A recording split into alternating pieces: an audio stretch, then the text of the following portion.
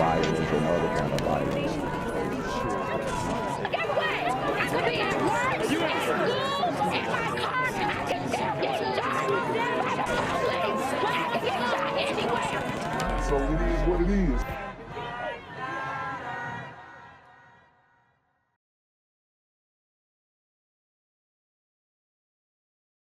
What's good, YouTube? It's the Black Gen Z Mindset. Make sure you go ahead and like, comment, share, subscribe, and let's get into the video.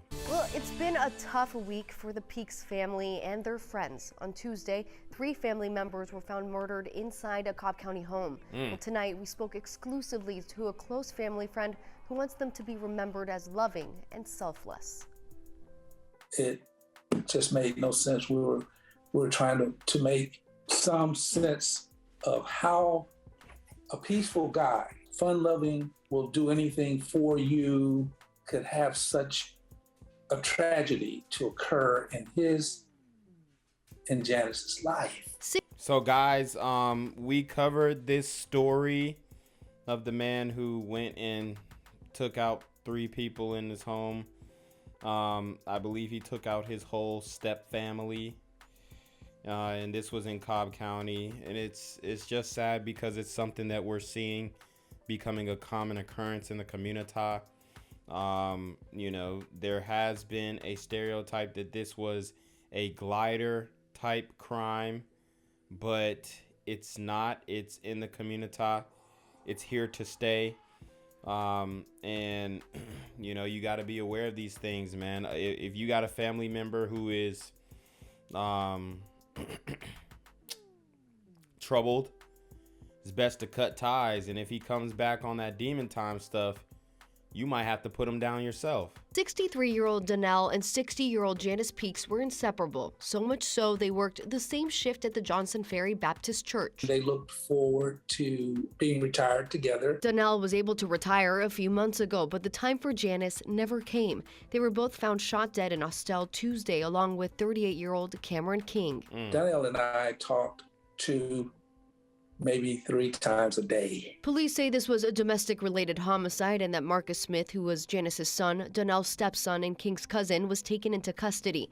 Close family friend Bill Caldwell will be eulogizing his lifelong friend Donnell this Friday. He spoke to him moments before the murder. He says for Donnell, family always came first. The biggest part of his conversations revolved around those boys, those grandsons. He was inexhaustible as far as making time for them. He always made time for the grandkids.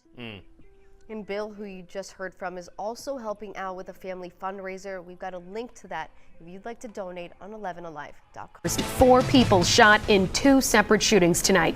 Good evening, and thanks for joining us on Fox 5 News at 10. I'm Alex Whitler. One of those shootings happened in Gwinnett County at a home on Telephony Court in Grayson. As Fox 5's Christopher King explains, the person or people responsible are still out there. The shots broke out at a home down this street. Police now combing the scene right now.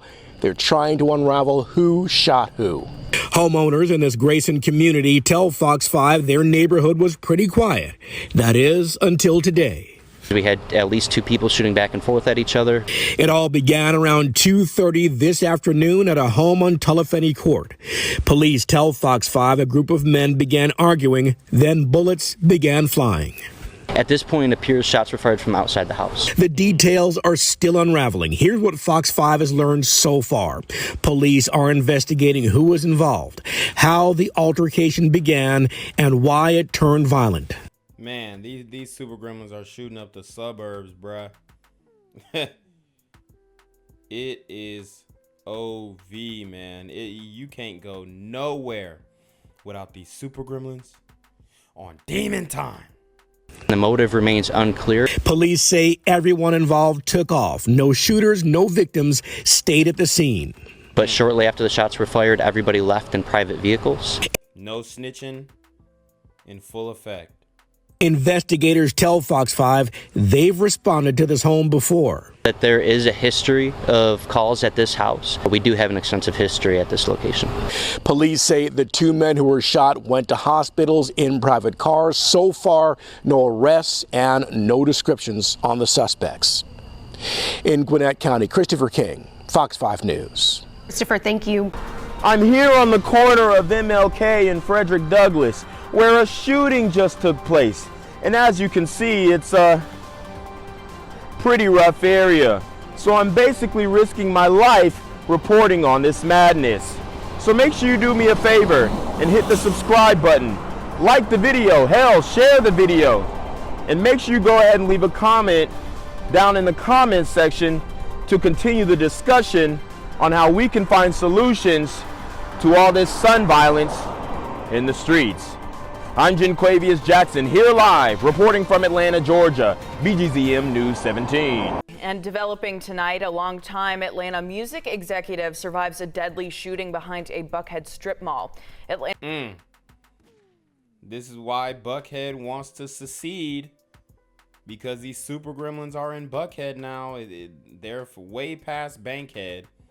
They're in Buckhead, and they're on demon time.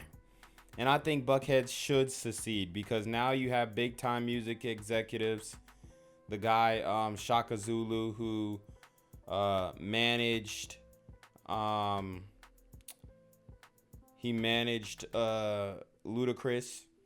and a host of other artists. You know, it's wild. It's wild, man. Anybody can get touched out here. Atlanta police tell us Chaka Zulu and 2 other men were shot behind the strip center on Peachtree Road last night around 11:30. All 3 were taken to the hospital. We're told 1 did not survive. Zulu is the co-CEO of Disturbing the Peace Records and Ebony Sun Entertainment. He's best known as the manager of hip-hop artist Ludacris. No word yet tonight on his condition or how the other surviving victim is doing. Police are still searching for the suspect tonight.